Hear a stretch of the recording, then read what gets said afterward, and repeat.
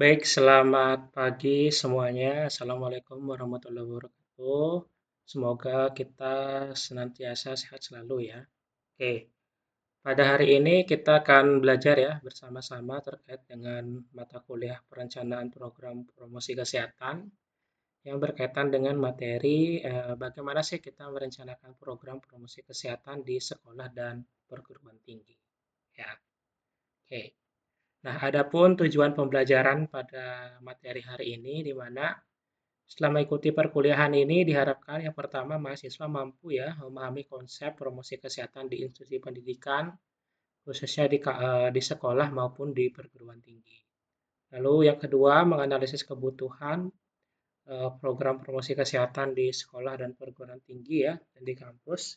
Bagaimana menyusun rencana, bagaimana kita melakukan perencanaan berbasis data, dan bagaimana kita merancang intervensi ya yang efektif dan berkelanjutan. Ya.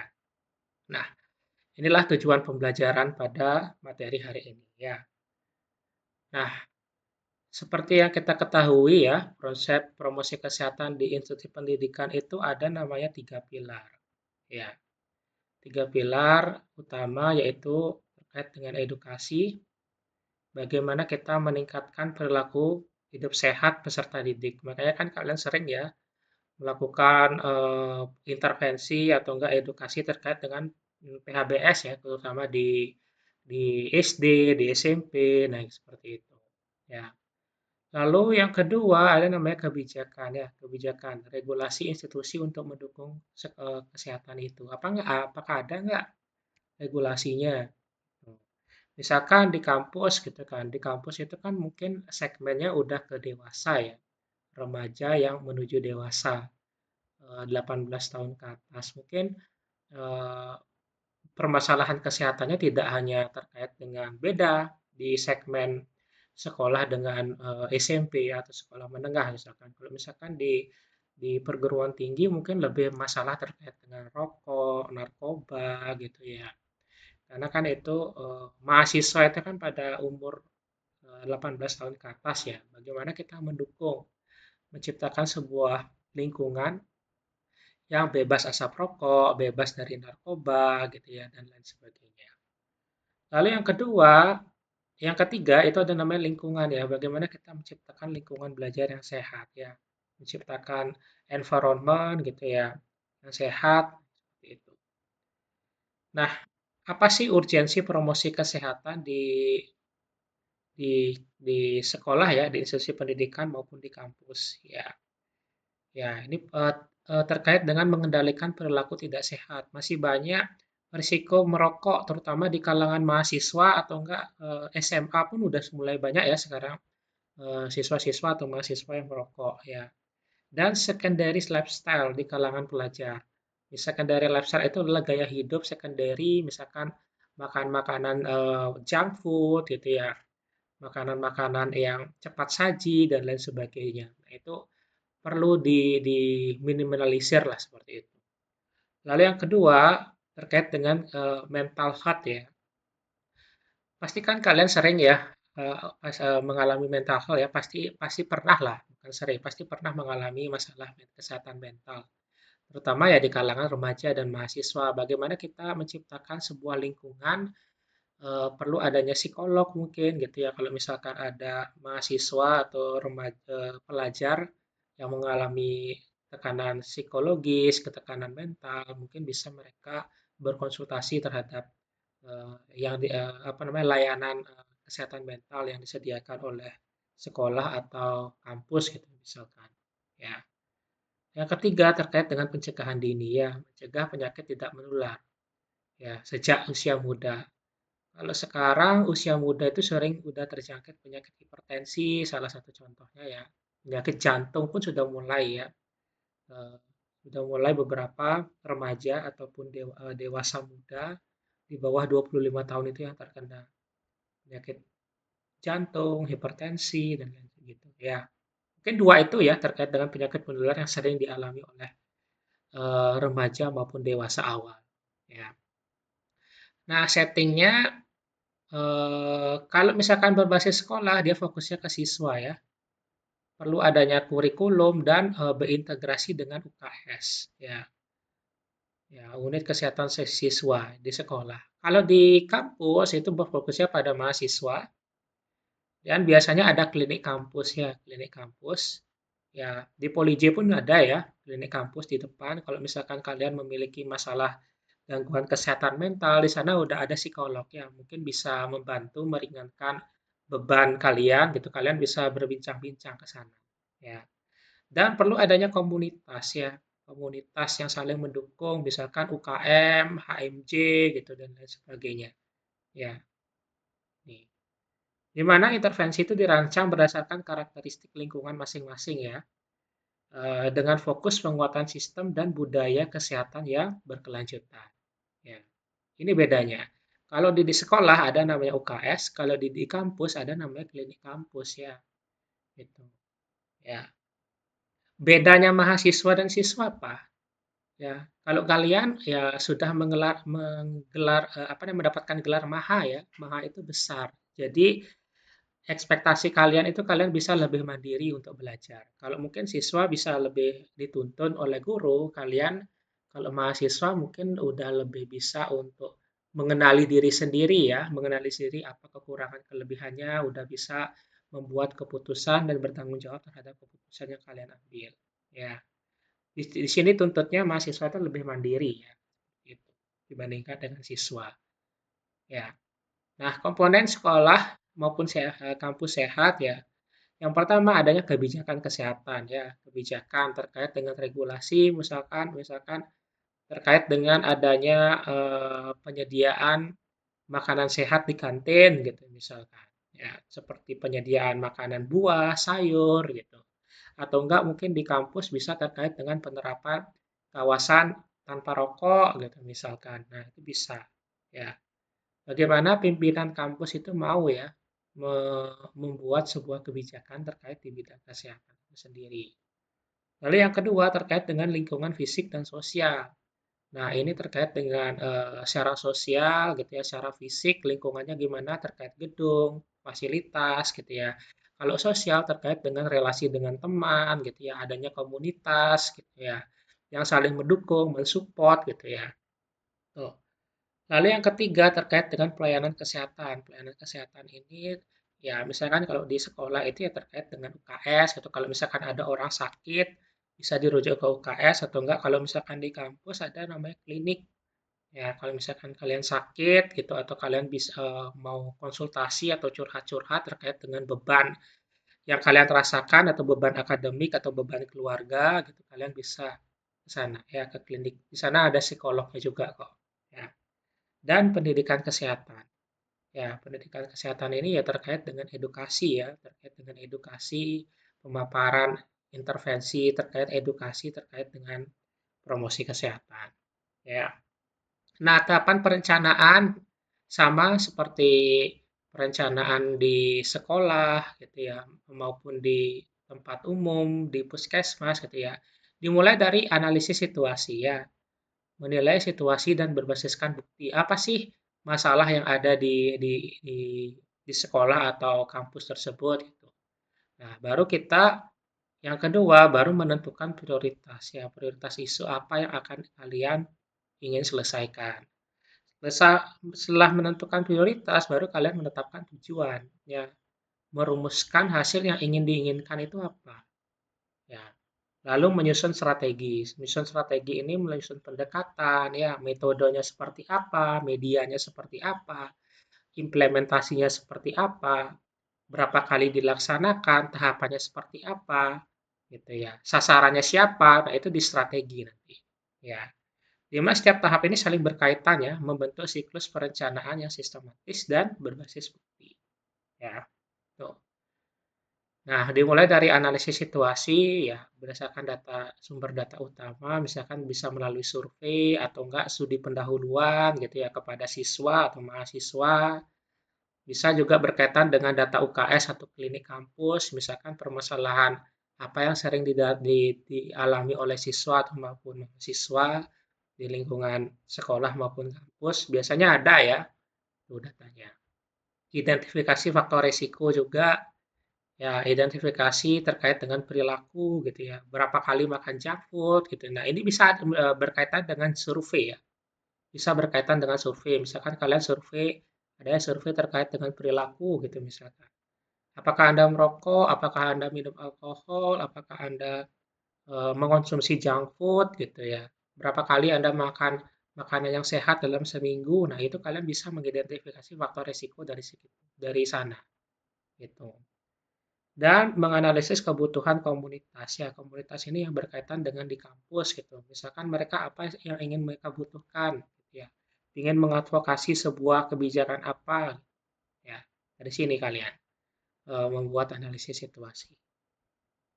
Lalu menentukan prioritas masalah ya. Ini ada dua metode, bisa pakai metode USD atau pakai Handler Method ya. Pasti udah sering ya kalian gunakan. Dan ada juga namanya beban dan sumber daya, di mana prioritas itu disesuaikan dengan beban masalah dan ketersediaan sumber daya. Ya, kalau misalkan kalian disesuaikan dengan kemampuan kemampuan kalian. Kalau misalkan kalian ingin mengadvokasi atau enggak membuat perencanaan terkait dengan kawasan tanpa rokok gitu misalkan. Kalian tersedia sumber dayanya.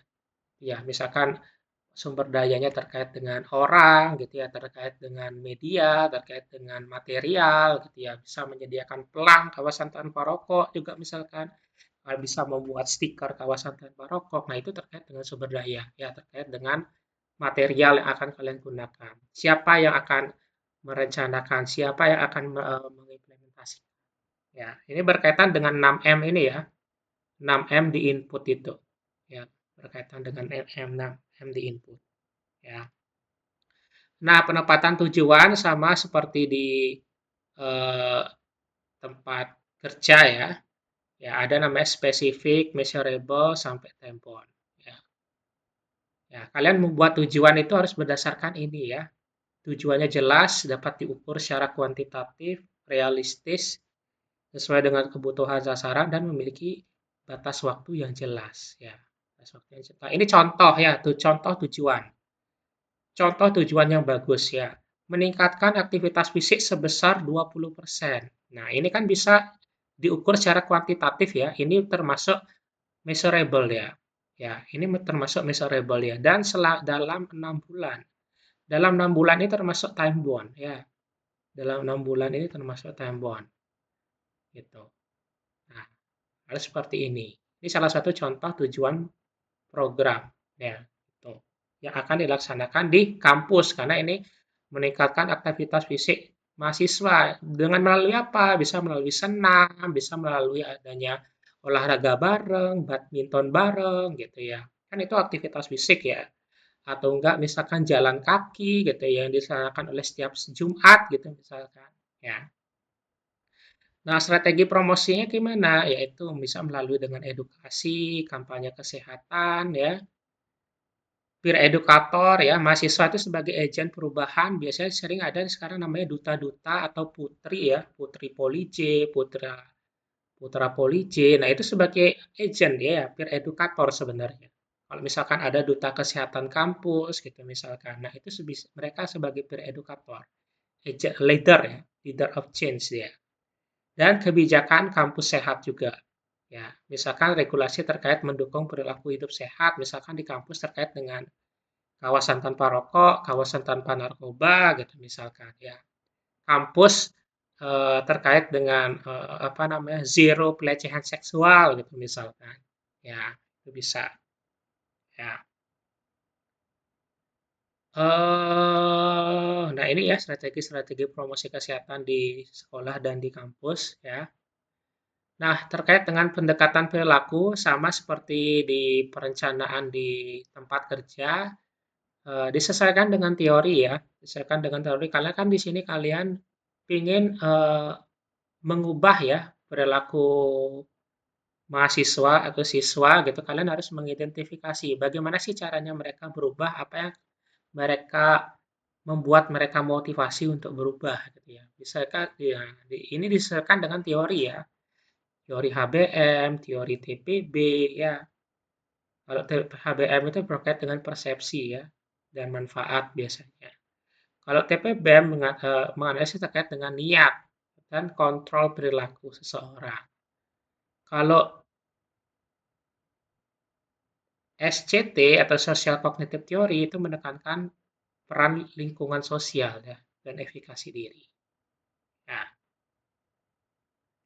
nah, ini media promosi kesehatan bisa media cetak, media digital, ya, dan media integrasi teknologi. Kalau misalkan sekarang di generasi Gen Z dan Boomer mungkin ini ya lebih yang efektif ya karena sebagian besar Gen Z dan Boomer itu pasti mempunyai ini ya salah satu Instagram dan TikTok ini ya untuk menjangkau lebih banyak generasi muda.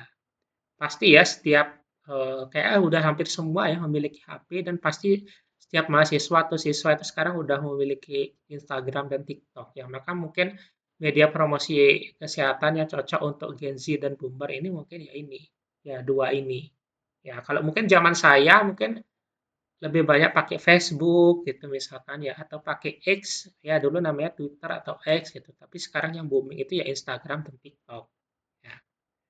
Atau bisa juga berbasis teknologi, misalkan kalian membuat platform atau aplikasi terkait ya konten digital yang menarik.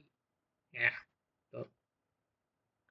Nah, implementasi program, nah itu perlu adanya pelibatan siswa ya sebagai peer educator atau leader of change atau agent of change ya, agar kegiatannya itu terus berkelanjutan.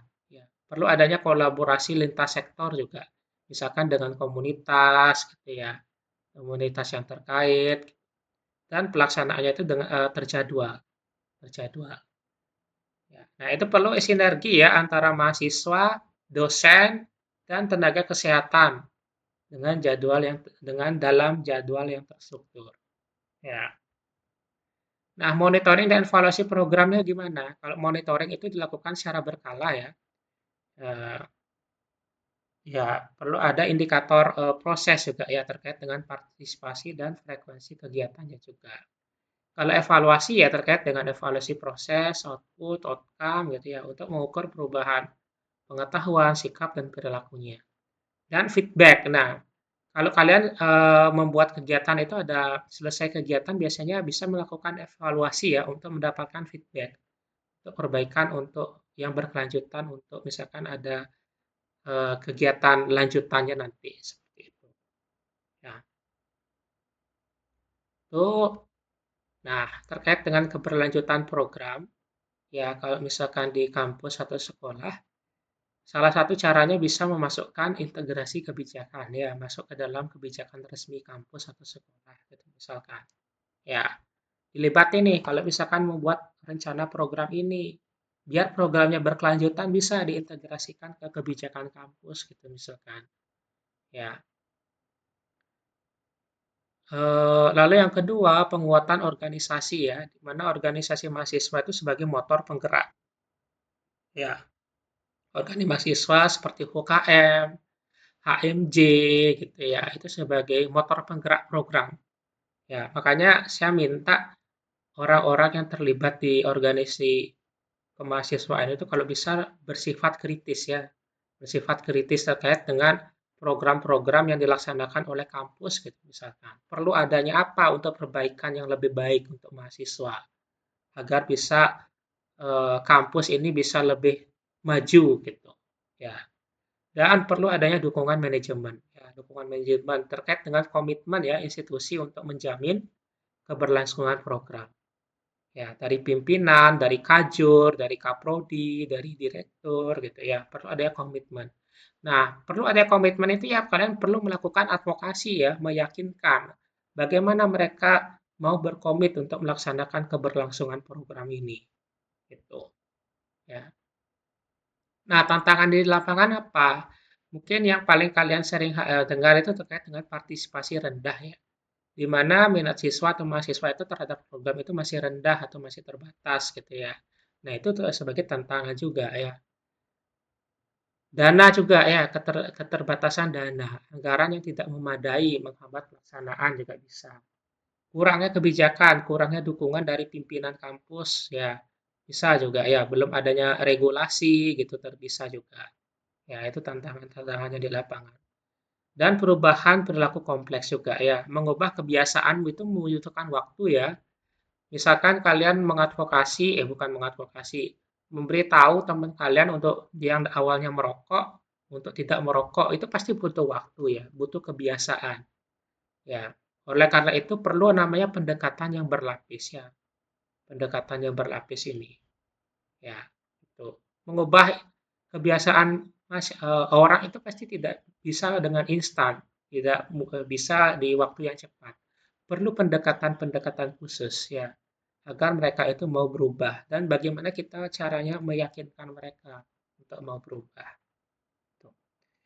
Itu mungkin ya tantangan-tantangan di lapangan. Kalau misalkan ada tantangan yang kalian rasa belum di-cover di sini, kalian bisa tulis di kolom komentar. Ya. Nah, ini ada studi kasus ya terkait dengan kampus bebas rokok ya. Di mana di sebuah politeknik menjalankan kampus bebas rokok. Ya, kampus bebas rokok. Namun evaluasi itu menunjukkan hasil yang kurang seperti hanya 40% mahasiswa yang merokok di area kampus. Ya, 40% mahasiswa itu masih merokok di area kampus, padahal sudah ada kawasan bebas rokok ini atau kawasan tanpa rokok ini. Ya, kebijakan dari kampus itu ada, tapi tidak ditegakkan secara konsisten. Ya, ada terkait dengan misalkan kawasan tanpa rokok, gitu, tapi tidak ditegakkan secara konsisten. Tidak adanya sanksi gitu misalkan, tidak adanya jadinya mahasiswa itu atau dosen itu tidak takut untuk merokok di kawasan tersebut gitu misalkan. Nah, edukasi dari kampus sendiri sudah melaksanakan edukasi ya, edukasi terkait dengan kampus bebas rokok ini. Tapi hanya pada saat orientasi mahasiswa baru, seperti itu. Dan yang ketiga, organisasi, tidak adanya keterlibatan aktif mahasiswa ya untuk memanage ya terkait dengan kebijakan kampus bebas rokok ini. Ya, coba dianalisis apa penyebab kurang efektifnya program dari aspek perencanaan ya, itu terkait dengan kebijakan kampus bebas rokok ini. Dan yang kedua, coba bagaimana strategi promkes yang lebih efektif dan berkelanjutan terkait dengan kawasan bebas kampus ini. Itu. Coba nanti kalian buat di sini ya. Diusahakan selesai pada hari ini ya, selesai mata kuliah ini. Langsung disubmit. Ya. Coba dibuat di sana di link yang sudah saya sediakan. Ya. Oke. Nah, ini kesimpulannya ya. Apa kesimpulannya dari mata kuliah ini? Di mana perencanaan program promosi kesehatan di sekolah maupun di kampus, di instansi pendidikan, yang pertama itu harus berbasis data dan kebutuhan. Ya, perencanaan prokes itu harus berasal dari analisis kebutuhan nyata. Ya, apa yang mereka butuhkan? Apa permasalahan yang prioritas yang harus segera diselesaikan di sana? Ya. Lalu yang kedua, pendekatan setting penting ya. Lingkungan sekolah atau kampus itu adalah area strategis ya, area strategis. Ya, bagaimana pendekatannya akan kalian lakukan gitu. Nah, itu penting juga harus dipikirkan. Dan yang ketiga, strategi, partisipasi, dan kebijakan. Ya, keberhasilan program ini ditentukan oleh tiga pilar ini ya. Adanya strategi, adanya partisipasi oleh seluruh sivitas akademika di kampus ya, dan kebijakan, adanya dukungan kebijakan dari pimpinan ya, pimpinan kampus atau pimpinan sekolah. Oke, mungkin itu aja materi hari ini. Semoga bermanfaat bagi kalian semua. Kita ketemu lagi di pertemuan berikutnya ya. Selamat pagi. Assalamualaikum warahmatullahi wabarakatuh.